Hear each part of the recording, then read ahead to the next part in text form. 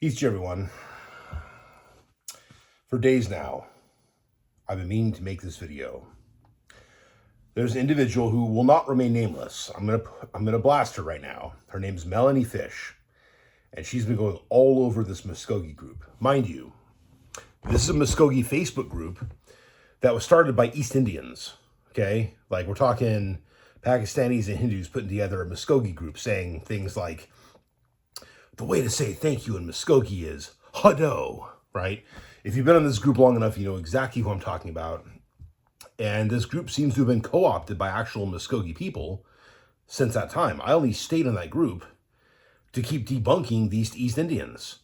And then all of a sudden, you get real Muskogee people, you know, that I keep seeing elsewhere on the internet, and some of whom I'm friends with on Facebook, are on the group now. Okay, so it's been co-opted by real Muskogee people, so that's good at least. But it wasn't started by real Muskogee people. That's the problem. Okay, there's a bit of historical amnesia for some of the folks on this group, but whatever. They're looking at it like, I can push my narrative about the freedmen. Okay, and that's what this is about right now. Okay, but it's also about actual racism in the tribe. And not racism against Indians or blacks, but racism against mostly lighter skinned people, right? That's kind of a side note. The real issue is Miss Melanie Fish, who, according to her Facebook, is single, not married. So I'm assuming Fish is, Fish is her maiden name because her dad's name was Fish.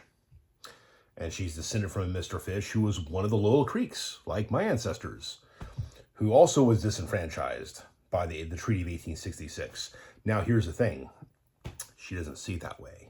She's looking at it like, our people made a covenant.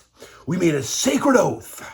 We made a commitment to the freedmen because we had to do what was righteous as true Muskogee people. We had to do this because it was the right thing to do, to give them citizenship and equal rights to our land.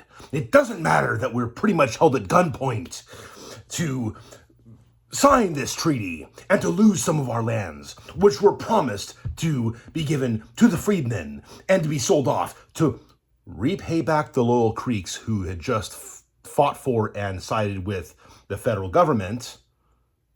But that doesn't matter because it is the righteous thing.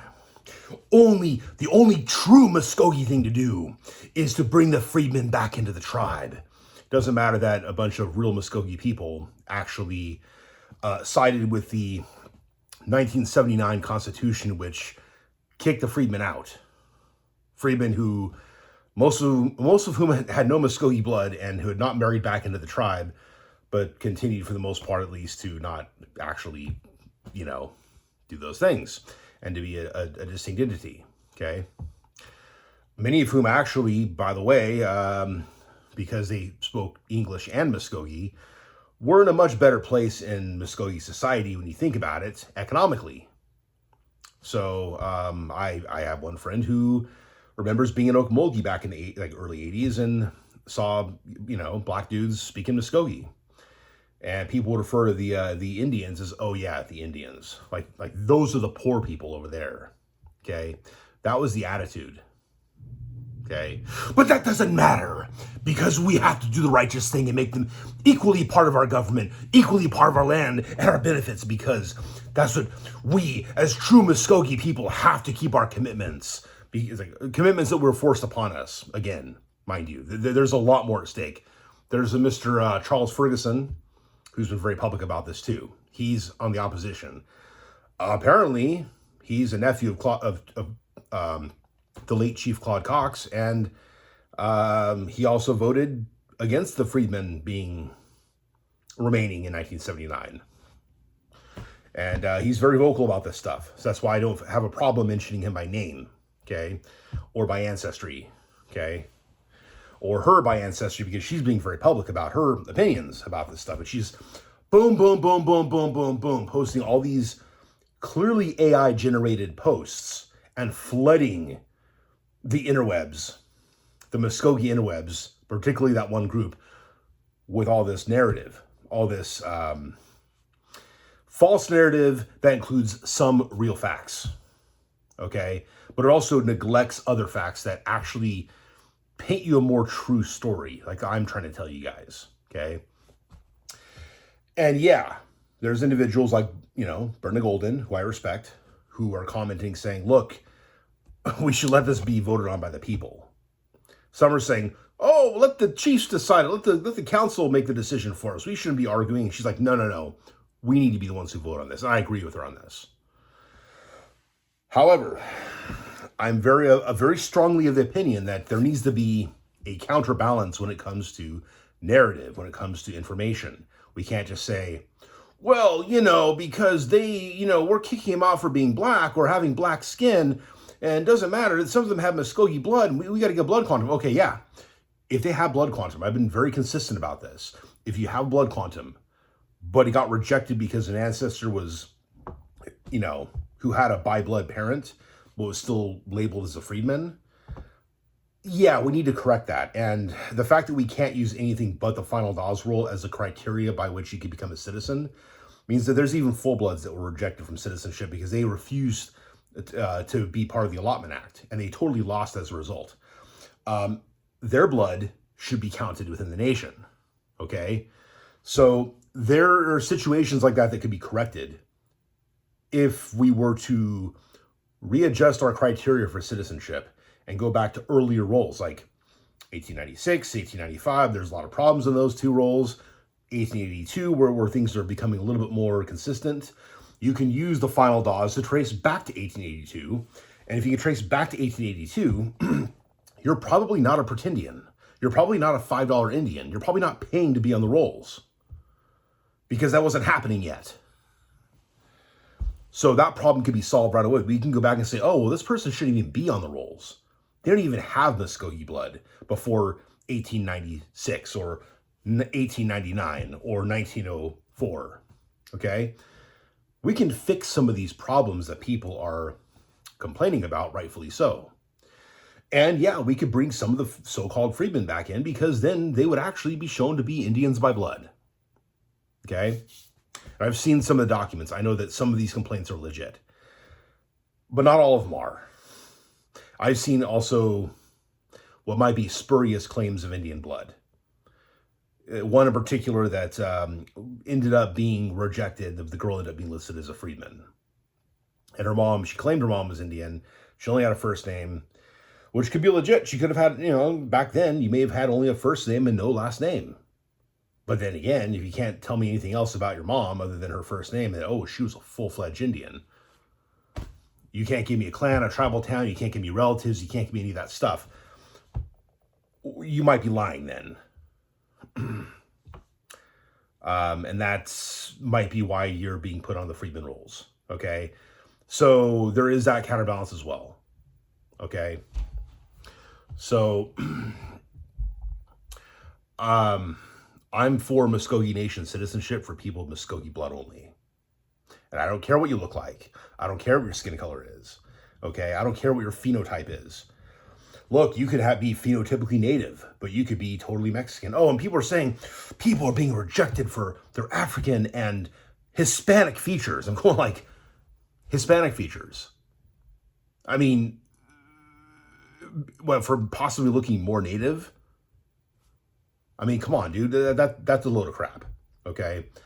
Now, if you're Hispanic and you're claiming to be Muskogee because you want to get on the rolls, but you're not really Muskogee, then yeah, I can see why an Hispanic person would be rejected.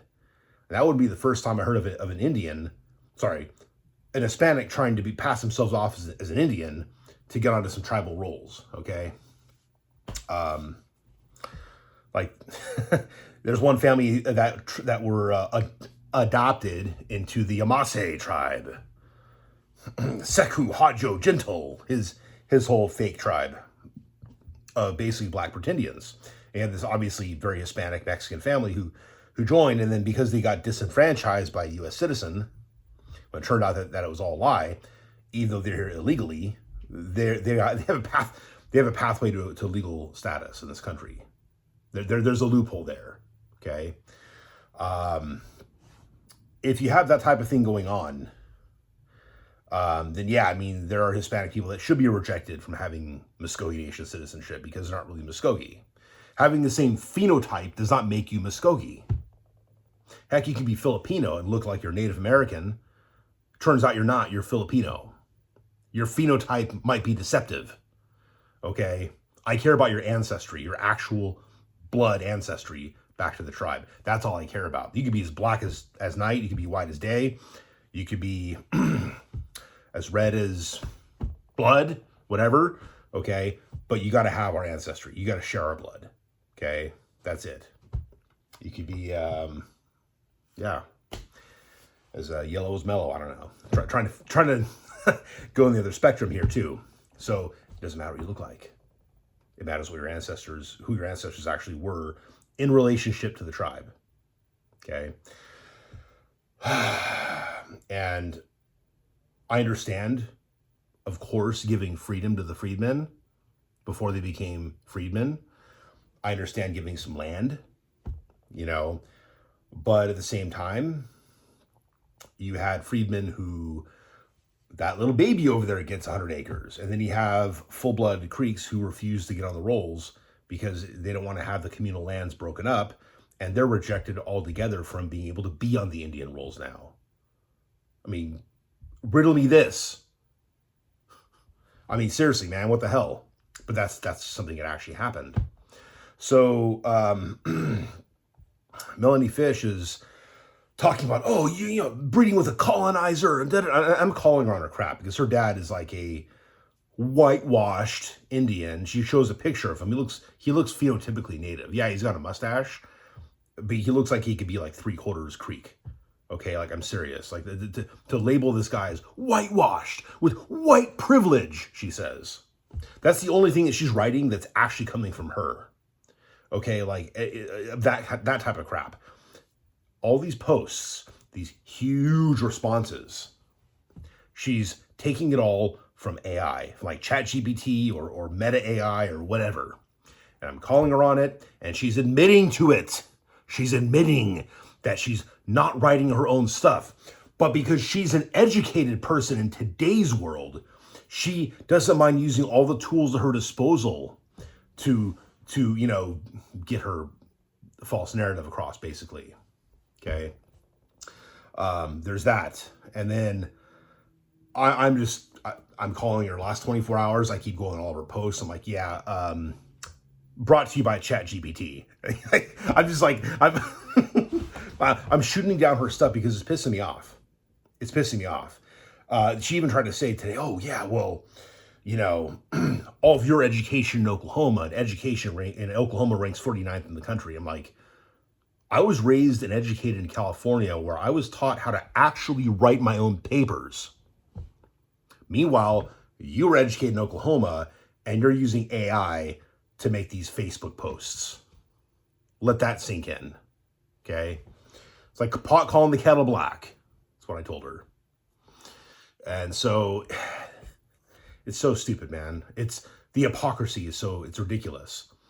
And it's like, let me get this straight. So only whites are colonizers, blacks are not colonizers. Of course, you have these guys, this other guy whose name, I'm trying to remember his name, this guy's an idiot. He claims to be related to the chief of Porch Band. Talks about how all those Muskogee Creek Nation people are whitewashed and not real Creeks, and how his people stayed on the original land. They're the real Hickory Ground people, and all this ridiculous, stupid, retarded stuff. It is the dumbest load of bullshit that I've ever read from someone who pretends to be Creek. I mean, I've seen some doozies, man, but this guy just goes on. And then talks about how we're racist. And yeah, there are a couple people that made some racial comments against them, like calling him porch monkey, calling him, stuff like that. I'm not, that's not me. Okay, I'm not doing that. But I'm calling him on all his crap. And he's like attacking me like I'm the racist. And it's like, you voted for Donald Trump, and it shows how stupid you are. But I don't really hate Donald Trump, but it's just, it's like what? So you So you're okay with Trump. You don't hate Trump, but you think I'm stupid for voting for Trump? And, oh, it's just attacking, he's going to take all your citizenship away. It's like, no. Show me the law. Show me one single executive order that takes away my right as a Native American to have U.S. citizenship. Where's the sovereignty of my tribe being taken away? Because as far as I see it, yeah, there was some funding that was taken away for a time recently, but also Indian Health Services and different tribes are talking to Robert F. Kennedy Jr., who wants to make America healthy again. Because let's be honest, Indian country is very unhealthy. There's a lot of commodity cheese being eaten. There's a lot of nasty foods that are not really compatible with our metabolism. I mean, I'm a Stehekihaya, I'm mixed race, but yeah, I mean, I might have a better metabolism for processing this food, but it's garbage, and we eat it every day. Okay, I don't eat the commodity cheese, but I did when I was in Oklahoma. I did. And actually, it was an acquired taste, and then I loved it after a while. I actually love the commodity cheese, but it's terrible for you. It's terrible. And it's not the only stuff that we're given. But that's why you have so many fat Indians that just getting really, really fat, okay, is because of commodity cheese, right? It's not the only reason, okay, but that's definitely one of the reasons, right? So yeah, we got to get healthy again. I got to lose about 30, 40 pounds personally. I mean, I've got my muscle mass here, right? But at the same time, I got to lose some of that. Okay, I'm not as bad as some of our people. Trust me, I know that I'm not as bad off in terms of my weight, but I need to lose some weight. Okay, I'm hurting. I turn 43 tomorrow. And, I'm working my butt off every day. I'm having problems with my shoulder. I'm having problems with my left ankle. Yesterday I was having the ankle issues simultaneous to having lower back problems on my left side too. My shoulder was actually not bothering me as much yesterday. It still was. Just not as bad as today. So it's hit or miss. It could be muscle, it could be rotator cuff. I don't know. In any case, I know that I need to lose some weight, and there's a lot of other people in the tribe that need to lose some weight and eat healthy. And I like what RFK Jr. is talking about, and I think he really is trying to. I'm trying to remember the article, but recently I read an article. He's talking to IHS, and he's like, and to be honest, they weren't crapping on him the way that we so frequently crap on Republican leaders as Native people. We crap so much on Republican. I don't.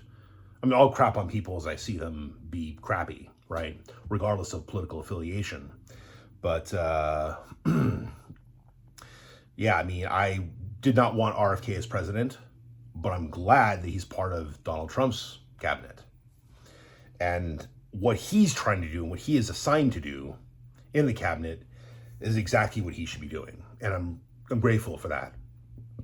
And I think whatever funding was taken it will come back if it hasn't already. But all this narrative of, we're going to lose our sovereignty and we're going to lose, as soon as birthright citizenship is taken away, then automatically Native Americans are going to lose U.S. citizenship. No. Republicans passed the Snyder Act in 1924. Okay. You actually had Democrats that were against that, apparently. So, as long as we're born on territorial U.S. soil, we are U.S. citizens automatically, unless by being citizens we lose land. That is what is covered in the Snyder Act. It's very, very brief, but it's right there, and it's law. It's been law for 100 years. Okay, so yeah. Eat that, liberals. Sorry. Maybe you should go look at the actual law. These articles like Salon.com, which I remember supported pedophiles, a few years back, they did. I remember reading the articles. You can still find them you can still Google them. Google Salon.com pedophile. And you're going to find their own articles that seem to support pedophilia. Okay. And, go check it out. It's disgusting. And they're the ones that leave out the Snyder Act. They'll cover every other law related to citizenship except that one, the one that guarantees that we are automatically U.S. citizens if we are born here. We Indians are automatically citizens if we're born on territorial U.S. soil, unless we're going to lose lands by becoming citizens. Okay, that's the stipulation, right? It's actually really designed to benefit us. The way that it's worded, okay, at least. So anyway, yeah. But yeah, so yeah, people like Melanie Fish are out there to attack people like myself that are obviously not full bloods, that have colonizer blood, even though, of course, if you're a black ancestry too, then you're also technically of colonist blood too, because I'm sorry, this whole narrative that there were already a whole race of black people in this country, and there were already that Muskogee Nation already had a whole race of black people within the tribe prior to like colonization, and that we all of a sudden that the rest of us enslaved our black brothers in the tribe, and because we wanted to be rich plantation owners like the white men. Did we buy slaves to become plantation owners like the white men? Yeah, it did happen. But we bought African slaves. I'm not saying any of this stuff's okay. I'm not. But I think our debt's been long since paid. They had 113 years of citizenship, combined with getting a bunch of our lands. And of course, getting their freedom. I'm totally okay with that, but our citizenship should be for us. Our tribal resources should be for actual, like, Muskogee people. It's like, but no, we have to give them the citizenship because our ancestors bravely and heroically signed that 1866 treaty to give them citizenship and make them our people as well. Okay. At the barrel of a gun. And that's where I say, okay, debts are paid. It took almost 100 years for my family to get back what we lost. And this isn't lives that were lost. We're talking just stuff that we had, to get reimbursed for that from the U.S. government. It took multiple lawsuits, several payouts, okay, for the Loyal Creeks to get back what was rightfully theirs. But the freedmen got land right away, at least by the Dawes Act they had. So tell me who's being treated fairly and who's being treated unfairly. Talk to me about justice, okay? Or go type it on ChatGPT. Go type it on Meta AI, and don't write your own shit, okay? That's what pisses me off. I know how to write my own shit, okay? I used to be really good at writing papers. Holy crap, I was good at writing papers. So when you see me typing stuff, for those of you who might see James Harley Satterley posting stuff on Facebook, on these Muskogee groups, every word that I type is my own. I'm actually hand typing every single one of these words. I'm going back and editing stuff. Sometimes I'll talk into it, but it's my own words. And I have to go back and correct all the mistakes that voice to text will frequently do. It's actually gotten worse in the last couple months. I've talked to a buddy of mine who's A+ certified, and he's been a big Apple guy for 25 plus years. And he's telling me the same thing. So if I miss a punctuation mark, that's the only reason why. It's because I did a voice to text and I forgot to properly edit the stuff. If I'm typing it by hand, which is the majority of the time these days, and has been the majority of the time for a long time, that's how I roll. I write my own stuff. I write it for a reason, because I don't want, I want to write some stories again. I used to write stories, okay, for fun. And I'd like to do that again one of these days. Now, I can't do that easily without a computer. I need to get a computer again. My phone has been on a computer for a long time, but I need an actual computer. I want to type. I want to do voice to text to a certain degree, but I do not want to use AI, because I want my stuff to be mine. There's a certain honor and integrity with that. And if Melanie Fish wants to talk about honor and integrity, maybe she should stop copying and pasting the stuff that she gets from AI. You type in a few words, you type in a few things, and then press a button, and then all the stuff. and then you can copy and paste, and then you're done. All of a sudden, you're a genius, right?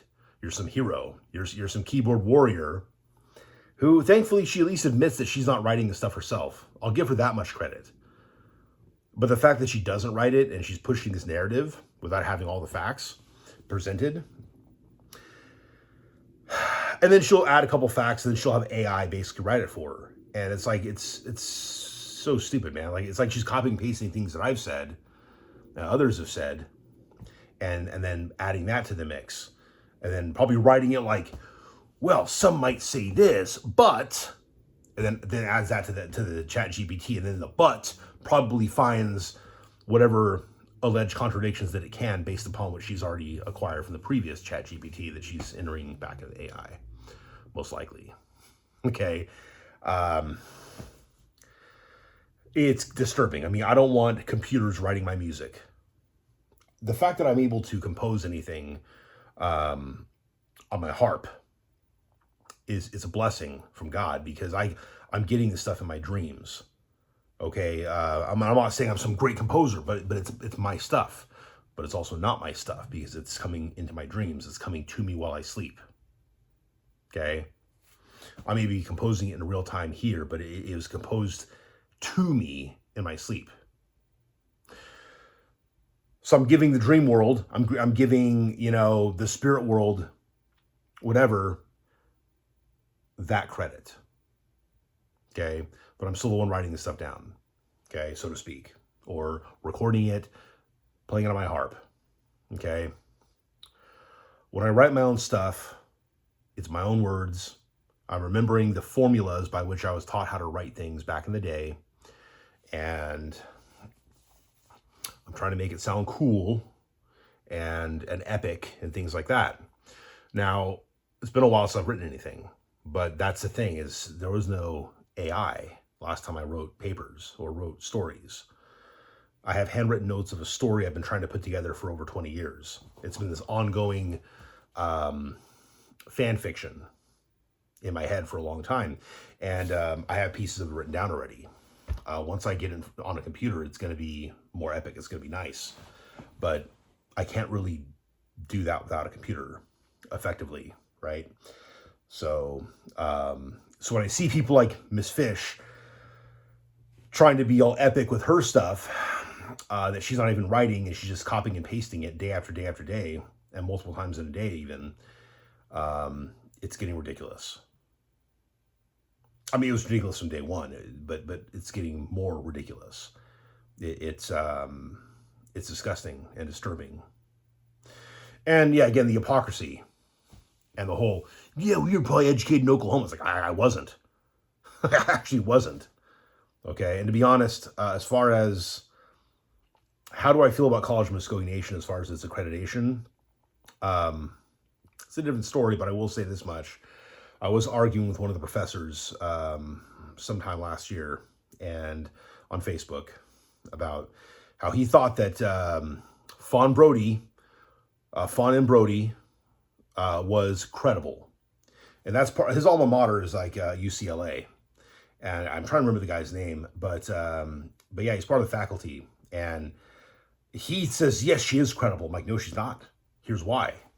She thinks that Thomas Jefferson's children, she thought definitively that Thomas Jefferson's children, or that the children of Sally Hemings were for sure his, without having enough solid DNA. All we know genetically is that she had Jefferson children. We don't know if it's Thomas's or his brothers or his nephews' kids. We don't actually know this. We don't know for sure. Okay. She also used psychological evidence to prove that Joseph Smith, first prophet of the Mormon Church, sired a bunch of children that later on genetically were proven to actually belong to the presumed fathers, meaning the husbands of the moms, right? A huge, Luis Perigo, who's an Italian geneticist, which I actually met one time, this guy did a lot of genetic. He did a lot. I mean, he did an amazing, let's just say a marvelous work and a wonder, trying to piece together the genetic map of the people around Joseph Smith, the genetic map of his actual siblings through their descendants, and also the descendants of the husbands of the women that Joseph Smith allegedly had children with, which he didn't, because genetics has proven that the descendants of these children match up with their presumed full siblings. I mean, the amount of work that was done is amazing. But oh no, psychological evidence from Fawn Brody. I brought this to the guy's attention, and he admits that he doesn't know anything about genetics. I'm like, look, Y chromosome DNA is going to prove whether or not that's actually the father. If you're dealing with a patrilineal descent, you need to have the same Y chromosome. You need to have, like, the Y chromosome and the mitochondrial are the only ones that last after a certain number of generations. The rest of it kind of gets like chopped up and mixed up, and it becomes very, very hard to trace after about 6 to 8 generations. He doesn't know any of this stuff. And this guy's teaching, I'm an amateur genealogist. I'm a fanboy of genetic genealogy, and I know this stuff. This guy's a professor. He's had a PhD since the 1970s. But one of his teachers was Fawn Brody, so therefore he wants her to be credible, because that means that he's credible. And if she's not credible, that kind of hurts his own credibility, I guess. And this is the politics of academia. And I can't stand that. That's a bunch of bullshit to me. So I'll argue with people over crap like that. Okay? I don't care what credentials they have. I don't care what position they have in society. You need to actually be willing to criticize your own teachers. Well, we can't do that. We can't criticize our elders even when they're wrong. We can't criticize our parents even though they're wrong about stuff. Maybe when they're dead and we don't criticize them by name, but we can criticize, well, I'll criticize your parents, but not mine. Oh no. Right? It's that stupid crap that people do. So no, I'm calling everyone on their crap. Call me on my crap. And let me respond to it. Because I will. If I'm wrong, and I realize that I'm wrong, I'll cop to it. But a lot of people won't do that. Okay? But I make a point to try not to be wrong. And if I have a position that is basically a position that I need to steel man, I will steel man my position. If I can't, then I can't. But sometimes there's a belief in an opinion versus what could be proven. In those situations, I stand by my opinion. But when it comes to things that you can prove or disprove, well, if you can prove it, and if I'm wrong, I'll cop to it. I will. If my teacher's wrong about something, then yeah, I'll admit to that. Okay? There's people I respect a lot that were not right about all the things they've said in the past. And I've had to look back and say, yeah, I'm afraid that person was wrong. I respect them. I love them, but they weren't right about this or that. Okay? And it's okay. In the search of truth, we need to seek the truth. New facts are going to contradict previous opinions. Okay? Anyway. So yeah, my opinion about the credibility of College of Muskogee Nation, at the moment, it's not the highest. It's not. And I'm not saying that all the teachers are bad. I'm not saying even that teacher is necessarily, wrong about everything. But when I see them try to steelman Fawn Brody, I'm like, no.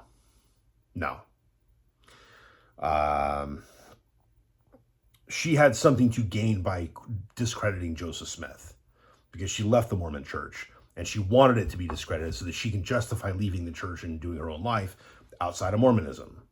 She could have just left Mormonism and done her thing, but no. I've got to tear it to pieces using psychological evidence to prove that Joseph Smith. Yeah, anyway. Oh yeah, and as far as Miss Fish, let's not get emotional about this. Let's not bring up emotion. It's like, okay, we can just bring up solid facts. We can bring up all the evidence, as I've done in the past on previous videos. Okay. Do I get heated about some of the things? Yeah, sometimes I do. But I'm not going and saying, oh yeah, well, I would never breed with a colonizer. I would never, or I'm not like going out calling people racist, calling the freedmen racist black slurs, okay? I'm not doing any of that at all, okay? I mean, she does that stuff, but with whites or people who are mixed with white, including her own father. So what does that tell you? Okay. I don't like when people are racist in the tribe. I don't like that. Okay. Oh, you're not full blood, you're not good enough. You're not half blood or at least a quarter blood, you're not good enough. You're never gonna be good enough. You're never gonna really be Muskogee, right? That type of crap. I have a friend who's Jewish, whose mom's not Jewish. I repeatedly told him, biblically, you're Jewish because of your dad. Who, this other tradition is a more recent tradition, but it's the current tradition among Judaism that your mom has to be Jewish. And like his aunt, it's like, oh, you can't help it. Your mom's not Jewish. You're not totally Jewish. Like this type of stuff. Okay, he hates her. I'm not going to say his name, but he hates her, and he has a good reason to. Okay. Yeah, so this whole thing, when I see racism at our own mixed-blooded brothers and sisters, myself included, I don't like that. I don't like it at all. I think it's pretty shitty, actually. So, for me, it has nothing to do with that. It has to do with, do you have our blood? Do you have our blood or not? You don't, and you can't prove you have our blood, then you're not us. Plain and simple. And I'm okay with that being the requirement for being a citizen of the tribe. I'm 100% okay with that. Because who are the real Indians? I'm sorry, it's not the freedmen. And it's not the $5 Indians either, that are white. Okay, it's people who have Muskogee blood. And I'm very much taking pot shots at the Porsche band as well lately in some of these posts. Because I'm really not happy about what happened at Hickory Ground. I'm not happy about a number of things related to them. I'm not saying all of them are bad or whatever. I have some friends who are connected to Porsche, okay? But their history, their vibrant culture, they bought it from us. They paid us for it.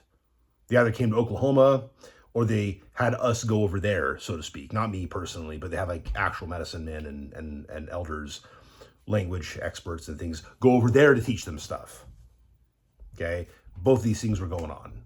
They didn't already have all the stuff. And a lot of these people in their council don't even know what it means to be Creek. I'm talking to people who belong to Ojiapofa, Hickory Ground, who have gone to these meetings and say, oh yeah, these people don't even know, they don't have clans. They don't have anything, they have no medicine, they don't even know what the stuff is. I'm just like going, what? What? Anyway, that's my take on it. That's where I get emotional when I see such stupid crap. We don't have clans, but we're going to get some. It's like, what? How do you do that? You can't, because they're gone from among you already. Anyway, I mean, there's some crazy stuff in this world right now. You can't make this stuff up. Anyway, I'm going to end this for now. But let me know what y'all think. And yeah, I'll chat with y'all later. But over watching. And until next time, Hadam Chichathlis from California.